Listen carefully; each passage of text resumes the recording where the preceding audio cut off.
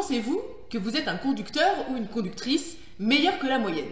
Pensez-vous que les humains vont trouver une solution technologique au problème du changement climatique? Si vous avez répondu oui à au moins une de ces questions, vous êtes peut-être victime du biais de surconfiance. Bienvenue dans Café Climat, la série pour comprendre un biais cognitif, le temps d'un café.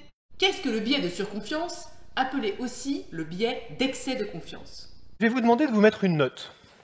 Si vous pensez que vous conduisez vraiment très bien, vous faites partie des meilleurs 25% de conducteurs, vous mettez un A. Si vous êtes meilleur que la moyenne, vous mettez un B. Si vous êtes moins bon que la moyenne, vous mettez un C. Si vous faites partie vraiment des conducteurs les plus mauvais et presque dangereux, vous mettez un D. Alors, qui s'est mis un D? Levez la main.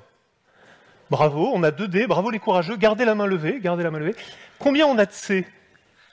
Voilà, on a à peu près une douzaine de C et de D, et donc on est une centaine dans la salle, donc on a à peu près 85-90% de gens qui sont meilleurs que la moyenne. C'est super, ça veut dire qu'on a été très très bien sélectionnés. Je ne pensais pas que c'était sur nos capacités de conducteur qu'on avait été choisis pour venir ici, mais il faut qu'on félicite l'organisation. En fait, c'est pas parce qu'on a été très bien sélectionnés. Parce que partout où on a posé cette question-là, 90% des gens sont de meilleurs conducteurs que la moyenne. On l'a posé dans tous les pays, on l'a posé à toutes sortes de groupes, on l'a posé plein de fois, à plein d'époques différentes. On l'a même posé à des gens qui sont à l'hôpital après un accident de voiture, et la réponse est la même. 90% des gens estiment qu'ils conduisent mieux que la moyenne. Et c'est pas tout. Si vous demandez à des enseignants s'ils enseignent mieux que la moyenne, 90% sont de meilleurs enseignants que la moyenne des enseignants. Vous demandez à des entrepreneurs, tiens, justement, s'ils vont réussir, ils vous disent, oui, là, la majorité des entrepreneurs vont se planter, je le sais, on me l'a dit 1000 fois, mais moi, j'ai 90% de chances de succès. Ça, c'est donc un petit problème, quand même, si on prend un peu de recul, c'est un petit problème dans notre capacité à prendre des décisions. Parce que, évidemment, c'est bien d'être optimiste, ça a beaucoup d'avantages, mais se tromper de manière aussi systématique sur notre capacité à faire les choses, c'est quand même un problème. Et ce problème-là, ça s'appelle un biais. Le biais de surconfiance est donc un excès d'optimisme. Il nous pousse à surestimer nos propres capacités sur le plan individuel, mais aussi sur le plan collectif. Avec le biais de surconfiance, on fait le pari que la technologie va nous sauver parce que l'humain s'est toujours adapté.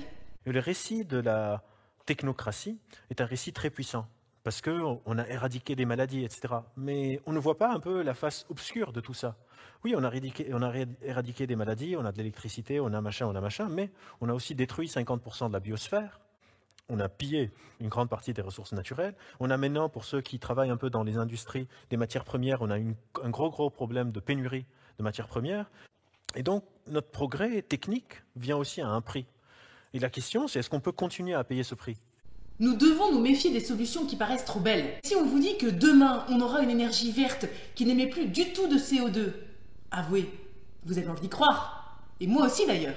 Ça a un impact hyper délétère sur les engagements qu'on prend. Si je me dis que moi, je suis certain qu'on va trouver quelque chose, qu'il faut miser sur le génie humain, ben à quoi ça sert que je fasse des efforts? Pourquoi est-ce que je vais me priver de tout ce qu'on a dit, du nouveau iPhone, de nouvelles fringues, de mes voyages, de mes steaks, de faire 10 gosses, etc. Si de toute façon, tout ce problème va être non existant. Mais la question qu'on doit vraiment se poser, c'est la suivante. Est-ce qu'on veut vraiment risquer notre peau sur une technologie encore inexistante, une sorte de mythe de Prométhée qui va nous descendre le feu? Je ne suis pas vraiment sûr. Ma réponse à moi, c'est non. Je préfère agir plutôt qu'attendre une éventuelle solution les bras croisés. Et puis, admettons qu'on trouve un jour quelque chose. Tout ce qu'on aura déjà fait, ce sera ça de moins à faire ensuite, non ?